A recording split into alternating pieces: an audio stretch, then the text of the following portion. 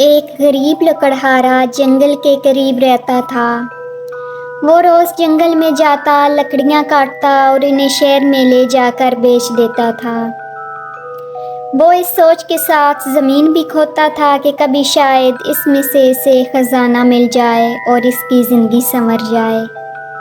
اسی امید کے ساتھ وہ روزانہ اپنے ساتھ جنگل میں بیلچہ اور کلہاڑی بھی لے کر جاتا تھا۔ ایک دن خزانے کی تلاش میں زمین کھودنے لگا۔ اچانک اسے ایک بہت بڑی دیگ نظر آئی۔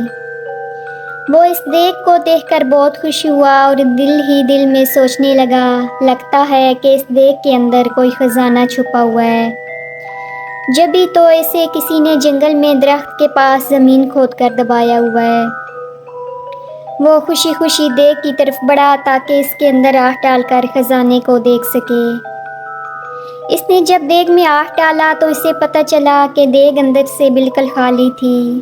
اس نے غصے میں دیگ اٹھا کر درخت کے پیچھے رکھ دی۔ کچھ دیر وہ خزانے کی تلاش میں زمین کھودتا رہا لیکن اس کے ہاتھ کچھ نہ آیا۔ اس نے غصے میں کلاڑی اٹھا کر درخت کے پاس پھینک دی اور تھک ہار کر درخت کے قریب بیٹھ گیا۔ اچانک اس کی نظر دیگ پر پڑی۔ اس نے دیکھا کہ وہ کلاڑی اس دیگ میں جا گری تھی اور اب دیگ میں 100 کلاڑیاں موجود تھیں۔ وہ ان کلاڑیوں کو دیکھ کر بہت حیران ہوا۔ ساتھ ہی اسے یہ بھی سمجھ میں آ گیا کہ یہ دیگ کوئی عام سی دیگ نہیں ہے بلکہ یہ کوئی جادوئی دیگ ہے، جبھی تو اس کی ایک کلاڑی 100 میں تبدیل ہو گئی ہے۔ وہ خوشی خوشی اس دیگ کو اٹھا کر گھر لے آیا۔ لکڑہارے نے اس دیگ کو ایک کمرے میں چھپا دیا۔ رات کے وقت اس نے جادوئی دیگ کو دوبارہ آزمانے کے لیے اس میں آم ڈالا۔ تھوڑی دیر بعد اس نے دیکھا تو دیگ میں 100 آم موجود تھے۔ اب تو اس کا یقین پختہ ہو گیا کہ یہ واقعی کوئی جادوئی دیگ ہے۔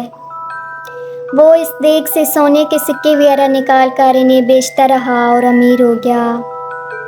امیر ہونے کے بعد وہ دوسرے غریبوں کی مدد کرتا تھا۔ اس کے پاس اگر کوئی غریب شخص آتا تو وہ کبھی اس سے خالی ہاتھ نہیں لوٹاتا تھا۔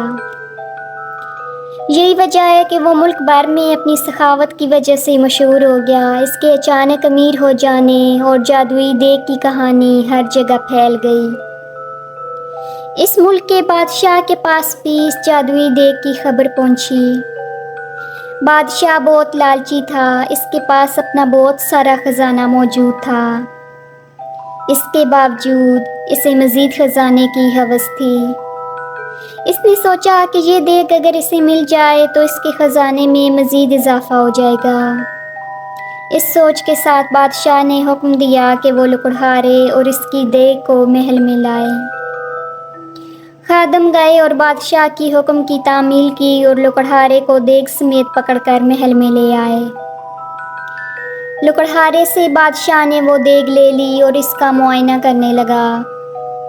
اچانک وہ اپنے قدم نہ سنبھال سکا اور اس کا پاؤں دیگ میں جا پڑا۔ اب جادوئی دیگ کی وجہ سے 100 بادشاہ نکل آئے۔ ایک جیسے 100 بادشاہ میں ایک اصلی بادشاہ تھا، باقی جادوئی تھے۔